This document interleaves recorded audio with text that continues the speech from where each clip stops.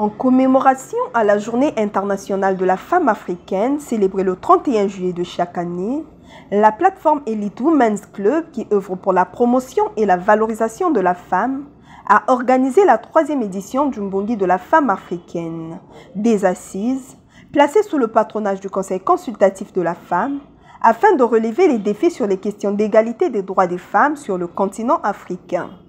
Splendide Gaveline Dondo, présidente de l'association Elite Women's Club, sur les objectifs de ces assises. Notre objectif à travers ces assises qui sont à leur 3e édition est de passer en revue de façon annuelle la situation de la femme africaine et congolaise dans son environnement ainsi que les mécanismes qui sont mis en place par les gouvernements et les institutions spécialisées dans le but de favoriser l'inclusion effective de la femme dans le processus de développement de l'Afrique, conformément à l'aspiration 6, objectif 17 de l'agenda 2063 de l'Union africaine. Au travers de ces différentes actions, nous voulons ainsi impacter positivement toutes les générations de femmes et être une force de proposition auprès des décideurs et des pouvoirs publics sur les questions liées à la femme et à la jeune fille africaine, principalement celle de l'accès à une éducation de qualité, l'égalité des sexes, l'autonomisation et l'inclusion sociale. Les présentes assises donneront lieu aux propositions qui seront soumises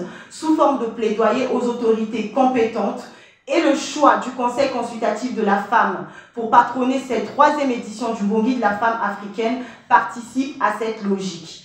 En effet, suivant les dispositions de l'article 232 de la Constitution congolaise du 25 octobre 2015, le Conseil consultatif de la femme est chargé d'émettre des avis sur la condition de la femme et de faire au gouvernement des suggestions visant à promouvoir l'intégration de la femme au développement.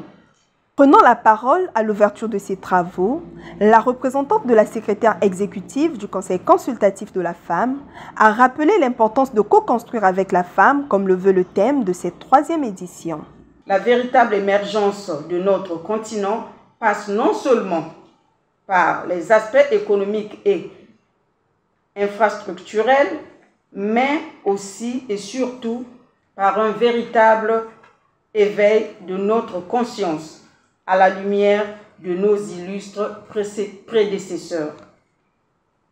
La femme demeure à la base du socle socio-culturel de nos nations, un meilleur maillon important du développement africain. Co-construire avec la femme revient donc à assurer les racines de l'émergence véritable de l'Afrique. Ayant pour particularité une variété d'activités, l'ouverture de cette 3e édition du Mbongi de la femme africaine s'est succédée par la visite des stands implantés au siège de la BSK Bank, où sont exposés des produits agroalimentaires et services Made in Congo pour valoriser le savoir-faire de la femme africaine. Des panels, dont le premier a été focalisé sur le thème « La place de l'industrialisation dans l'économie au plan continental et national ». Des échanges croisés qui ont permis aux panélistes d'échanger sur les défis, les opportunités et des actions pour favoriser les exports.